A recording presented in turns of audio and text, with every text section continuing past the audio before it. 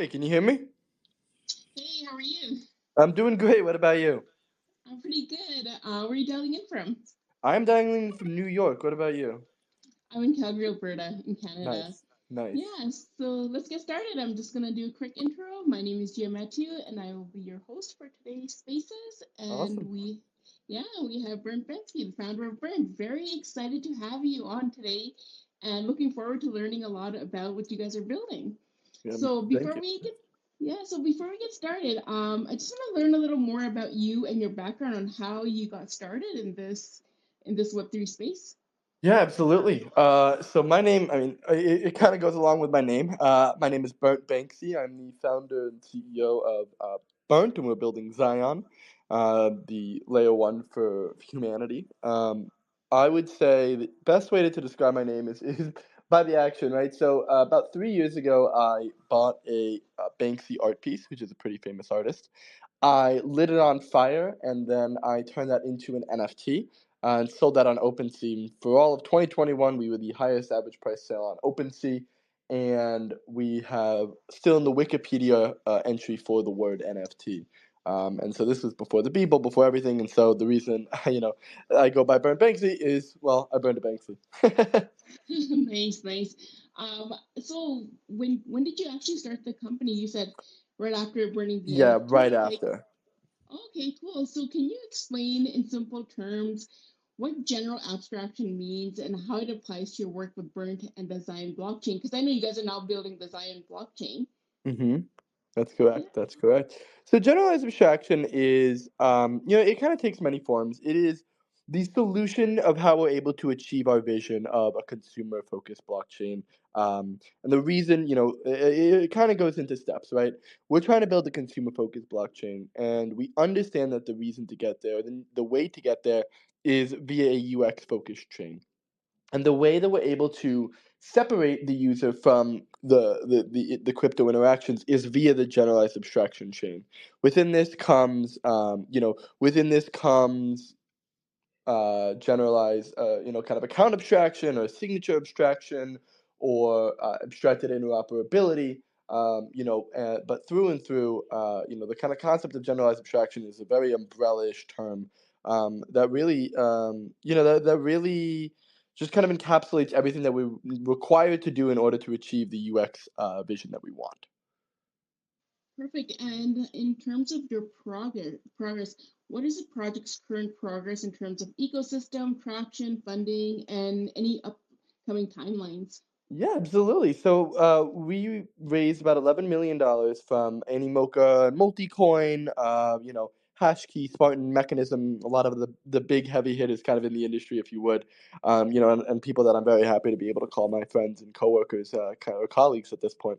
But with that being said, we are about 3.5-ish weeks ago, we released our last testnet, and I say last because, mainnet soon. Um, and kind of with this, we've seen over 1 million meta accounts, which is kind of the what you would kind of think as the what you would kind of think as wallets, but in kind of our case, it's obviously different. And then over 10 million transactions just within about 3 weeks of doing this. For us, we have like 100 ecosystem projects, not even including 300 that just finished in this last hackathon that we're really excited to kind of share with everyone. Wow, that's pretty rapid growth. So what inspired you to transition from art to founding Burnt and developing the Zion blockchain? Is there a particular problem that you're trying to solve or a particular need in the blockchain space? Yeah, I mean, I think it's in the fact that crypto is just effectively unusable. And going from art to, I was always technical, right? I was always in crypto, and so that's how we knew about NFTs and wanted to bring NFTs to the world. But even bring it larger than that, we wanted to bring crypto to the world, right? Which was pretty much we were unable to do that. And so we built this because we kind of had to, in that kind of factor. I don't think it's sustainable to be a product in this ecosystem or in this industry whatsoever, which is really, really unfortunate. And kind of with that being said,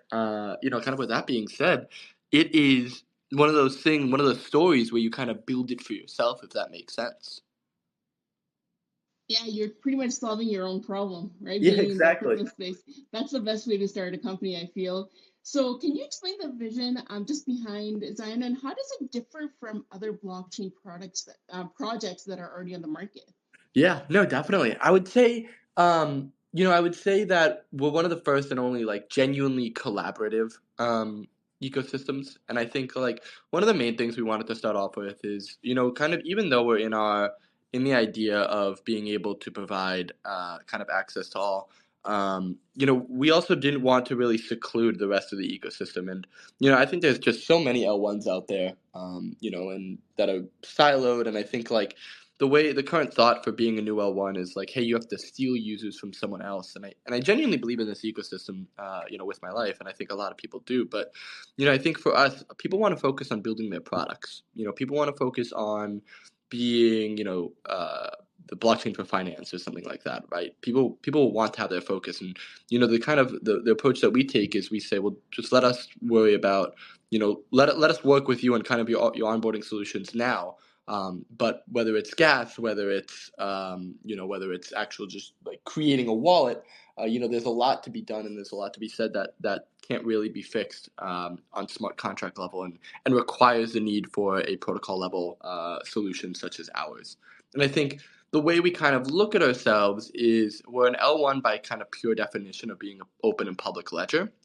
Um, but I do think that with our abstracted interoperability and chain abstraction, having a parameterized fee layer and Zion as this kind of settlement aspect, we are able to extend our ecosystem much farther than just the projects that are building directly on us, but to projects that are deployed everywhere. And I think our end goal with everything is for people like similarly to where we are right now. We're on obviously Twitter. I have no idea where Twitter is hosted, right? It could be AWS. I really don't know. But the way we view crypto is very similar, which is, well, it shouldn't matter, right? Mhm. And we're using Twitter Spaces, and I think this is why you see that products in crypto aren't really able to thrive because it's everything's still super super infrastructure focused, and I think we find success in a successful product being in our ecosystem and us allowing that to happen while kind of taking this back seat, similar to an AWS. Does that make sense? Yes, it does. So, how do you envision Zion revolutionizing consumer applications compared to blockchain technologies that are currently on the market? And what are some specific use cases or industries that you believe that your company's capabilities or your technology's capabilities will be most beneficial? Yeah, I think that's a great question. And I can give kind of specific examples of that too, but and I probably will. But I think there's an issue in crypto as a whole, and I think this kind of brings me to that a little bit, which is I think crypto is too focused on picking up the kind of the crumbs that already exist. I think with us, we've kind of taken this boutique venture route, which is like working with 15 to 20 projects very, very closely and very, very directly, to be able to give them a user experience past just basic onboarding, past just basic like fee swapping, right? But really just being able to provide a larger total addressable market to people that need it. And let me like dig in on that people who need it part, because when we look, it's projects like I'm a big music fan, quite frankly. And so I would say like by happenstance, by happenstance, we end up targeting a lot of music applications. Hmm. I really like it, and a lot of them just uh, you know I'm able to get someone to talk about, right? Like one example is like this company called I believe I don't know what their name is yet. They've gone through like 5 name changes, but they're really interesting, and they were originally building on Polygon, and we got introduced to them to not so long ago, say like 5 months ago, and they take the concept of co-ownership and collaboration and the line incentives that kind of come with, that kind of come with crypto, and come with like what you see with an NFT community, applying that to real life and giving you a real example of this, right? It's, um, it's think I'm a starving artist and I want to produce an album. I can't afford it. I then do a Kickstarter, effectively, to fund my album. Now, after this kind of Kickstarter is done effectively, after the Kickstarter is finished, everyone is now kind of a part of my group, right? Like, let's say 100 people did this, they Kickstarted the album. Once the album comes out, now there's like this group participation of the actual group, and I think this is like attuned to something more like a Patreon in a sense, right? But you get these benefits of, and I think you've seen it the most in NFT collections, which I kind of go back to a lot, which is these people end up being promoters because they have aligned incentives. They end up getting the music from the artist. And I think taking the concept, for people who live in New York, this concept, or this comparison always makes sense, but there's things called a co-op apartment building, which is, imagine like a 10-unit apartment building where the people who vote and the management of the company end up being the people who live in the apartment. It's effectively a DAO, like a DAO IRL, if you would. And it's really, really exciting. It's really, really exciting for the main reasons of, um, you know, you both get this aspect of, hey, I want to live somewhere nice and I want to be a part, like I want to vote on it, I want to be a part owner of it. But then you also, of course, have a monetary value to it. And so to kind of bring back to the original question, I don't think that there's like, I don't think if you asked someone in the year 2000, they would have told you that Uber would exist. I think we need to set the baseline to experiment, and I think there's so many different aspects, like having scarcity in a digital manner for the first time, or collaboration and cooperation in a digital capacity with true actual ownership that has yet to ever really be discovered. That I think at least I'm excited for, and I think a lot of people in this industry, really, really always kind of strive to, if that makes sense. Yeah, and then speaking of music industry, do you find that especially when we were in the bear markets, are there a lot of artists that are looking into the NFT space, into the No, blockchain space?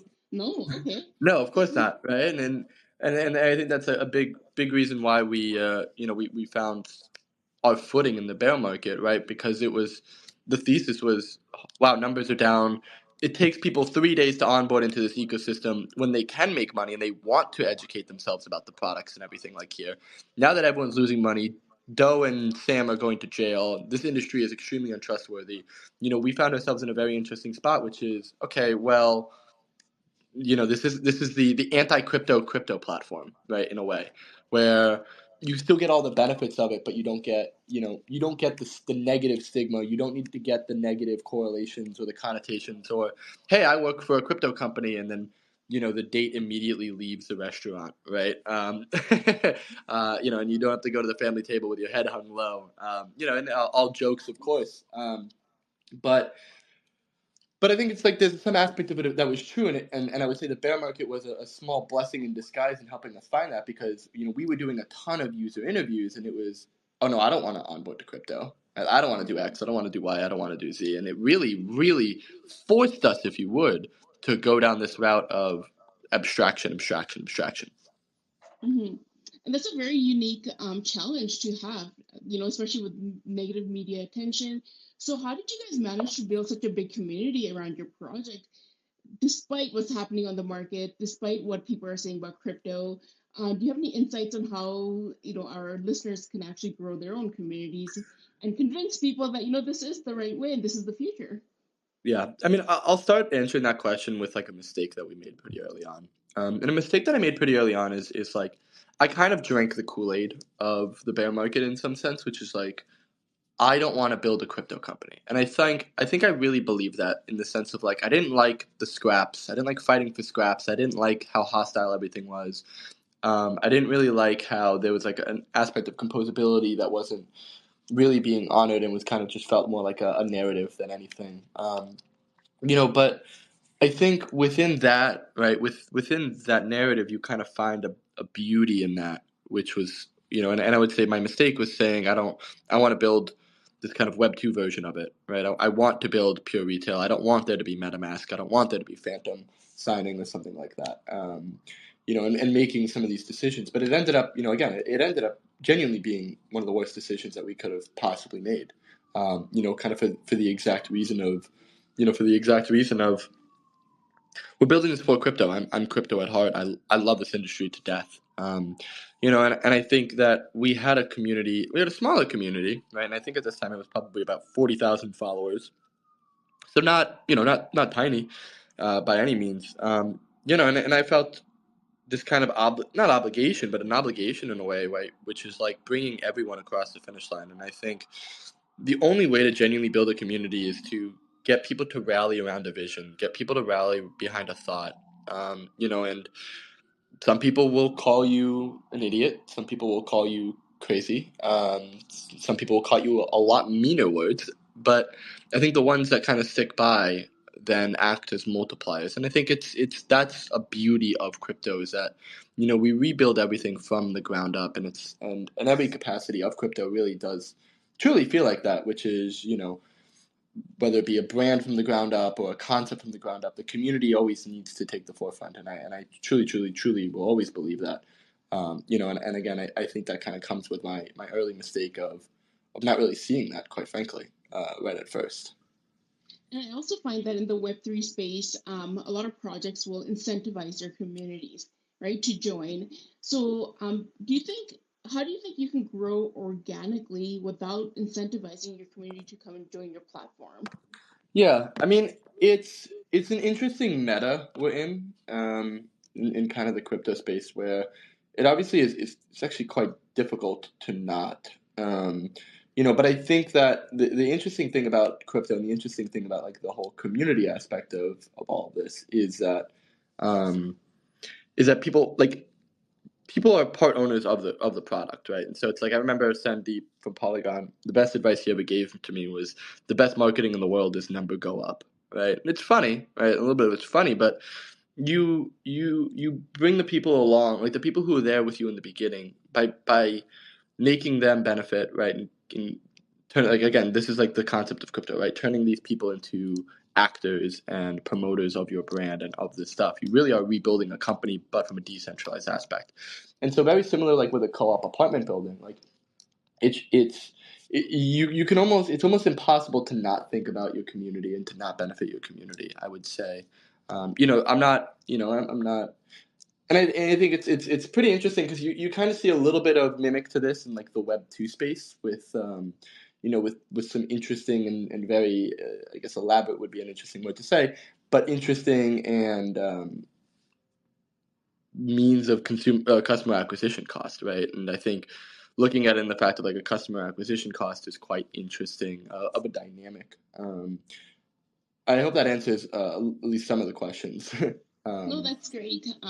Like I'm hearing a lot about, just community development, but also I feel like you guys are really focusing on the user experience and onboarding users in a very seamless manner. mhm. So do you think this is one of the reasons why there's so much hindrance on mass adoption in blockchain? Absolutely. Yeah, And without a doubt in my mind. and what are you guys doing different then, in terms of your user experience and seamless adoption? I mean, I think a great example is like this company called Bonus Blocks that deployed on us, who also deployed on another blockchain called Archway. Try using them on Archway, try using them on us. It is night and day difference. I have been building products in the crypto industry for over 7 years now. And this was the first time that I was ever able to get my family and my uncles using something that I built, which is unfortunate, but for me very exciting. And I think the proof is in the pudding as it comes to obviously the million users on testnet. There's a Zion Everywhere campaign, which not to bring it too technical, but we've kind of removed the need for private keys since everything is a smart contract address. And I can go into that because that sometimes confuses some people, which is very, very understandable. Don't get me wrong. Um, but with that being said, kind of with that being said, you can do it from any device. You can use your email. You're going to be able to use your phone number or your Apple ID or MetaMask if you really want. But it's really really exciting in kind of the capacity of in kind of the capacity of like it's hard to describe exactly what's going on in the sense of like what is the one feature that separates us or what is the one differentiating factor. I think it's the pure experience that is a differentiating factor. And I think looking around at other chains, I think it would be nice to have I think there's always going to be a value in DeFi focus. And I hope what I'm saying doesn't kind of come across in the way of like, oh, this is not good or they're doing something wrong. I'm just saying we're going for a completely different market. Yeah, and I think that's a great answer. You said, it's the full user experience. It's not just that one feature that's going to set you apart. So, Mhm. what challenges have you encountered in the development process, and and how did you address them? How many challenges would be? I mean, how much time you got? No, I mean, we of course ran into a lot of issues, right? Whether that be, but a lot of them came more in the form of like experimenting, and us actually learning a lot from that. And I'll give you an example, right? One of the examples here is one of the examples here I would say would probably be like we originally wanted to use MPC wallets. However, in about June of last year, when we tried using MPC wallets, we ended up taking the provider down every time we did a testnet, and we just kind of looked at ourselves and were like, "Oh my God, the technology isn't here for this yet." What do we do? And then this is where kind of, you kind of have this right place, right time as a startup thing, which is exciting, but also extremely, extremely terrifying.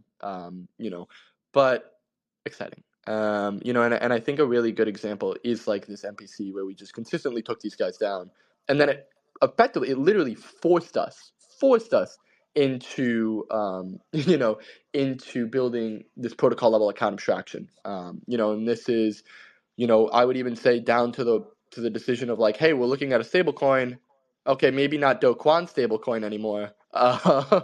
Hey, where did we have our funds? Right? Luckily, they weren't in Terra, but it's been a very scary bear market. And I would say that every call it mistake or challenge really just kind of led us to where we are today, right? And there's kind of no way around that. And so, you know, you could say like technical challenges, but I mean, I would say you ask anyone on our team, we didn't run into anything that stopped us, and everything was just more of a learning function, if that makes more sense.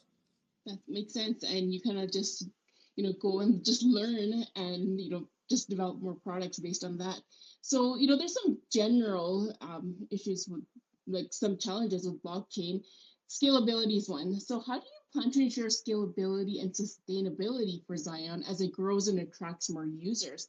So, that's Yeah. one of the more I generic issues, I'm right? actually just laughing right now because I see that an hour ago you posted that Do Kwon is being extradited to the United States. Great timing. Thank you for that. I swear I didn't pay for that promotion. Um, but with that being said, right? You know, uh, there's a lot actually that kind of goes into this, and we actually wrote an entire blog article on this, which is, I obviously kind of highly implore anyone, if possible, to read, which is effectively, literally, how we combat hyperinflation and how we deal with scalability. And there is, I think 2 weeks ago we had like a max of 11,000 TPS on our chain, like transactions genuinely in a second, or and we were fine. And it's one of those things which is, we have a absolutely rock star engineering team, but we don't want, our claim to fame isn't, that we have over 10,000 TPS, or, that we do, X on a different consensus mechanism than other people. It's like, we have amazing tech, and we kind of have like, but, in kind of the spirit of, um, kind of in this spirit of uh, removing the jargon and removing all of this stuff, right? It's kind of counterintuitive for that to be our kind of forward speaking narrative. And so kind of with that being said, there's a lot that we do, like where all of the fees are kind of accumulated, and whether it be in USDC accumulated and then TWAP to Zion, and then used to kind of cover the inflation of the chain. Inflation of the chain, which is of course not accounted for total tokens, but only for stake tokens, which drops inflation dramatically. And to not get too immensely technical into this kind of conversation. You saw a large timeline of like mega mega mega hyperinflation, which really plagued a lot of the industry for quite some time. And so that was something that we actively sought to fix. Um, and I think as you relate, right, like the more the crypto is kind of out of everything, the longer and the more longevity it has to it, because you do not have this single point of failure that comes with that comes with having every single thing reliant on a token price, if you would, right? There's much more that comes into this, and it's very. I mean, for us, it's obviously very freaking exciting, um, right? Yeah, no, I just wanted to dig a little more into just the general abstraction, just so our listeners hmm understand what it is that you guys are building. So, how do you guys enable greater efficiency or functionality within the blockchain technology, particularly with Zion?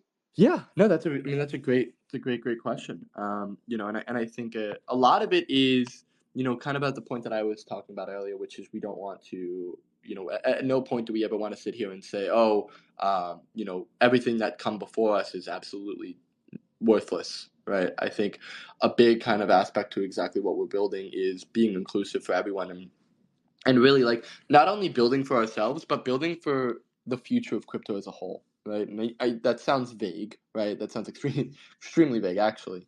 But really what we more so mean here is just that, um,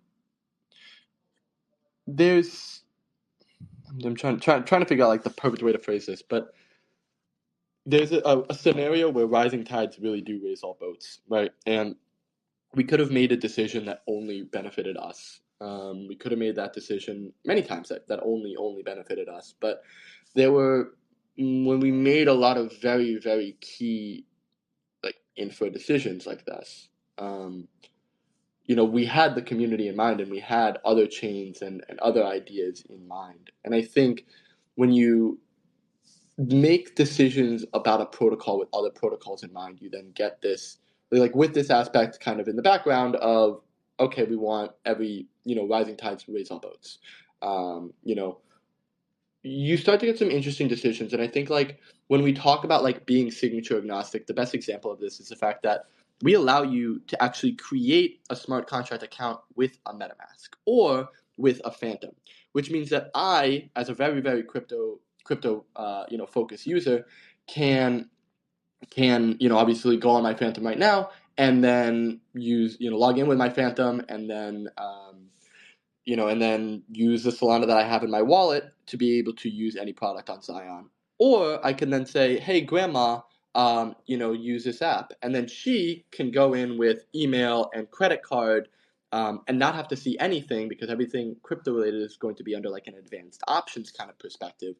Um, and then be able to have a Web 2 experience. And so, we definitely didn't want to just completely remove the concept of crypto, but we wanted to, abstract it. And, the concept, right, the generalized abstraction, when we talk about this so much, right, there's this angle to it of both providing it outward but also inward, right? Being able to take care of the people that brought us to this point, but also being arms wide open to the people who come after us. Thank you. And speaking of just keeping other, blockchains in mind and also the community in mind, how does generalized abstraction contribute to the interoperability and compatibility between different blockchains? And how do you think Zion will contribute to the wider blockchain community? I think, and I think the way that we can do this, right, is since everything's a smart contract address, right, we can have a mirroring smart contract address on other chains. Mirroring smart contract address on other chains, which then forms what we call a generalized abstraction layer, right? Being able to use a parameterized fee layer to use Solana or use any native token, and then using the products there.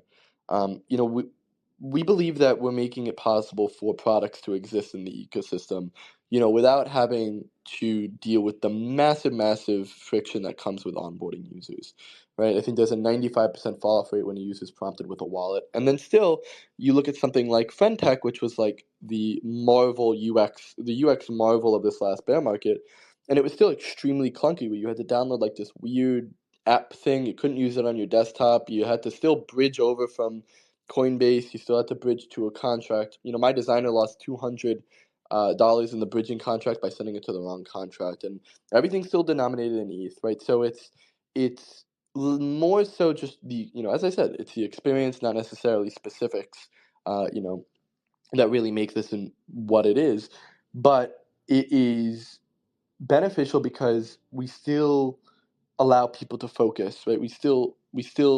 We win when other chains win, and other chains win when we win, which I think is a new dynamic. And I think we focus on user onboarding, user acquisition, user experience, and people can then focus on building what they want to focus on, and then taking real advantage of something like a on-chain order book, or really, focusing. Does that make sense? Yeah, and it's really not about competition, it's about collaboration in the Web3 space right now. That's what I'm Mm-hmm. really seeing between a lot of different projects. So, what are some of the limitations associated with implementing generalized abstraction in practical applications? What, can you walk me through like the fee structure and also the transaction speeds? Yes, so transaction speeds, we have instant finality. Gas fees are kind of taken as a percentage and things like that. What was the first part of the question? I totally apologize.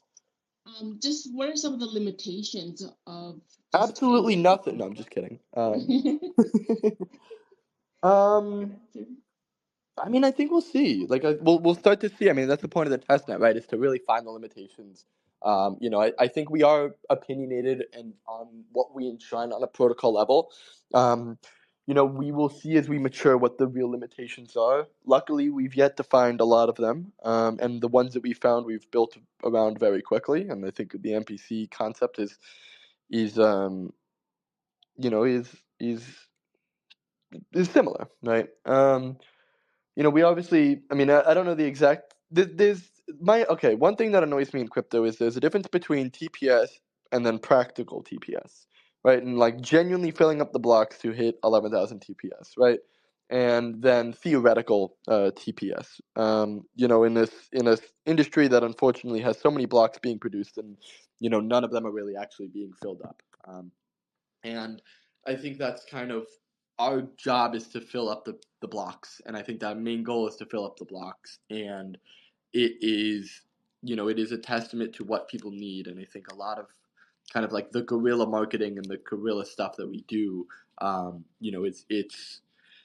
it is massive. Like we had a company. I think it was BetFi. I don't mean to call them out if they're here or they're listening to this, but I remember I think it was BetFi where we're like, which is a roulette table on us. I was like, hey guys, like I really recommend you load test. I think we brought bonus blocks something like 700,000 users, 100,000 users in the first 24 hours. I was like, I really recommend you load test this because it is. Some people don't believe us, but I promise you should load test this. Um, and then their shit went down like within an hour, and they were just like, I'm so sorry, this, that, or the other. And it's like, it's funny because we've made it so easy for users to use it that you end up running into more of a space, which is the scalability of crypto as a whole. And I think the real questions that we're going to be asking ourselves is, hey, if we take speculation out, if we take the casino out, is there inherent value in crypto? Like, is Web3 viable in the long run without the buzzwords? Right? It's like when Amazon was no longer an internet company and became a company. Does crypto have that moment? Will that be this cycle? Hopefully that's us, right? And I think we define success with taking the back seat and being able to power it. And I think we're obviously very opinionated. And listen, we could be wrong. We could be wrong, and maybe the way we onboard people is by hammering the concept of wallets into their head and making them download weird apps and having to bridge and constantly transfer. Maybe we're wrong. I don't think we are. And you also have to think about security within the blockchain systems as well to build that trust. So, how do you approach balancing the need for abstraction with the necessity of maintaining transparency and security in the Zion ecosystem? Yeah, I mean, I think that's another phenomenal question. And I think it depends on the scale, right? It depends on the scale of everything. Where, obviously everything's encrypted, but the reason the Bitcoin curve is different is because Satoshi Nakamoto thought that the NSA already had backdoor access to, I believe, the R1 curve that everyone already uses, right? And so I think it depends on the limitations that you hold, right? If you use your Gmail to log in, you are at some point at the behoval of Google, right? If Google decides to turn into a malicious actor, you might be screwed. Same with Apple, right? And then you ask the question, does Apple and Google have too much power? And I think a lot of this, and a lot of our our decisions around here is ensuring that there are multiple authentication methods and ensuring that there is proper key rotation. And so we can kind of bring, you can bring a horse to water, but you can't make it drink it, right? And so we Mhm. can provide the best practices in security, right? But I don't think we should ever be going back to the point where we say, hey, you need to write down these 24 words, and if you lose them, sorry, you've lost your entire life savings. So there's definitely a trade-off, right? And I think we have a really stellar team of crypto veterans and security veterans who, mix really well with an amazing design focus and kind of design-leaning decision making. You know, that brings this kind of beauty of security while still maintaining the aspect of abstraction. Yep, and having those partnerships in place as well too with other security companies, that also builds trust. So how do you anticipate generalized abstraction evolving in the future, particularly in response to emerging technological trends and challenges? Yeah, that's interesting. I think how do I see it? I mean, it's all additive, right? And I think that's the kind of the beauty of it. You know, most of the decisions that we made come from people, come from mistakes that we made or people wanting to push the boundaries even further. We utilize something called auth which is a permissions module to effectively like mimic Discord to create a signal like um, if anyone's used Signal, the messaging app, where you obviously log in with your email and then everything is encrypted. That's effectively how everything will work on Zion. That kind of flow, so you don't have to like sign transactions or anything. But listen, I hope that to answer your question, my vision is hopefully crypto plays out in the way of the internet. I believe it will. I've been here for over 7 years, and I really do believe it will. But I do believe that we need to continuously expand the total addressable market. We need to provide products and we need to create, but before we even do that, we need to create an environment that allows products to exist. Hmm. So the finding the right product market fit, would you say? And when you're looking at the different trends that are happening in the Web3 space, I know you mentioned music industry you're really interested in, so that's one way to onboard people.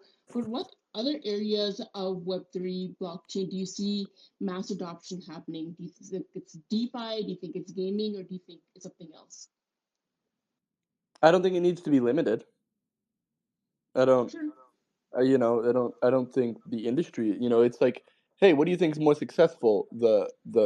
What wins, music or gaming? It's like, Yeah. well, those are both the two largest industries, like almost in the world, right? So I don't think there is a winner there, and I think we failed as an industry if there is. Yeah, that's true. And that's almost like, wait and see how the market plays out, right? Sometimes you just have to let the market decide and see what industry is going to, take off. So, what opportunities do you see for collaboration and knowledge sharing among developers and researchers interested in Zion in general and general abstraction? Heyo. um. So you said the interest. Could you repeat the first part of that question? I apologize. What opportunities do you see for collaboration and knowledge sharing among developers and researchers that are interested in general abstraction that may be listening in today? No, yeah. I mean, I think that composability and collaboration is the name of our game, and I think we've said this a ton of times where we love working with other projects. Like what we do today wouldn't be possible without the likes of someone like a Hyperlane or an IBC or any one of the 100 ecosystem projects that's been helping us through this entire time. And we're a small team, right? Like we're lean, we're focused. If you believe in our vision, right, and you believe in what we're doing and want to align to work together on that same goal, then we're. I mean, I'm happy to chat. I'm happy to, message me on Twitter and go to Discord, join our Telegram, definitely read our docs. But I would say that it goes up and down the stack, and I think that's something very unique to us here at Zion, which is we have insane underlying technology, right, where we're working within like within the lights of like Hyperlane and IBC and all of this kind of cross-chain, omni-chain compatibility aspects. But then we also are building like music applications on top of it. right? And so you have the full spectrum where no matter if you are a MIT PhD looking to solve a consensus issue, or you're just someone who really likes art, right? Like not even discrimination, but there's not really a huge difference. We're all creators in that own kind of way, and I think we all think very similarly in that kind of capacity. So I'm happy to I think we're all happy to collaborate with anyone who's a creator, whatever that definition is. Awesome. And you mentioned that you guys have a Discord channel, so that's where your community is. Do you want to share any other information of where we find you? What's your website? How do we reach out? Your Yeah, Twitter, please. I anything? mean, Yeah. definitely follow us here on Twitter. We join our Discord as well. I think we have over 1 million followers across all socials, which is really exciting to have hit that last, I think 2 weeks ago. That's And we're amazing. growing. Thank you. Yeah, we're growing extremely, extremely quickly, and definitely, you'll probably see us in the Real People news on March 6th. So definitely keep an eye out for us on March 6th. That is an important, exciting date as we might be doing the next Burnt Banksy event. So, That's awesome. definitely stay in touch. You know what? That's a great answer because you kind of answered my next question, which I was going to ask. Can you share any upcoming milestones or developments that the community can look forward to with Zion? So I know you said there's a March 6th event, but is there anything else that we should be looking forward to? um, what was I gonna say? Yeah, I mean, mainnet's coming up soon, right? So we're really excited for that. And please, please, please, please, everyone test out the testnet. And the sooner we can hit mainnet, the better, right? And I mean, everything starts with web. Everything starts with the Burnt Banksy, and then kind of. I don't want to. Sorry, I'm being a little coy here, but I don't want to. I don't want to give too much away and too much spoilers away. But mainnet soon and Burnt Banksy soon. Yeah, and then for our listeners, they can always follow you on X and keep updated with the news and the developments. I have to ask you one question because it's a big topic happening in the US, especially when it comes down to environmental regulations. How do you address concerns about energy consumption and environmental impact associated with blockchain technology in the development of Zion? I mean, I think this is a rather outdated question a little bit. Like, I think proof of work was like where this kind of came into light. Hmm. Um, Obviously, proof of stake is almost nothing when it comes to energy consumption. Like, we have it's not even like we run a bridge. We have very, very low validator requirements. And you could probably do it from your iPhone, right? It's Yeah. extremely simple and extremely light, and it's that of probably taking this call takes up more energy consumption than a validator on our chain. Um, I think there was a time where that actually did bother me a lot, quite frankly, and I think Bitcoin is I think a lot of that kind of went on with like proof of work chains, and question the viability of that. I think that I think there's innovation that will always outpace innovation, right? Whenever innovation comes in, it's always going to be innovated upon, and it's always going to be solved. And I'm excited to see where everything goes, but I don't think that's really relevant for a delegated proof of stake network. Awesome. Thank you. And as we wrap up today's spaces, what advice would you give to entrepreneurs or developers looking to enter the blockchain space with consumer focused projects? Have fun with it. I would say definitely have fun with it. It's impossible to do this and not love it, because you're going to get hit a lot in the face, and um, the industry. There's going to be people against you, of course, but there's also going to be people with you, and listen to the people who are on your side and ignore the people who aren't, and always understand that like WAGMI, right? Like WAGMI is probably the best thing that was ever invented in this industry, and it has been the driving factor of this industry. So if I would actually tell someone one thing, it would be WAGMI. Awesome. Well, thank you so much for your insights today on our Twitter spaces. I really appreciate you taking the time out to speak with us. And I look forward to, seeing the news on March 6th about the exciting developments that are happening. So thank Yeah. you so much, Burnt Banksy. I look forward to having you back on our spaces. And for all our listeners, we do have another event tomorrow at 5 p.m. MST, and that's with BitLight Labs. So I look forward to you guys signing in again. And thank you, Burnt. Thank you. Thank you to all our listeners. Have a good day, everyone. Bye.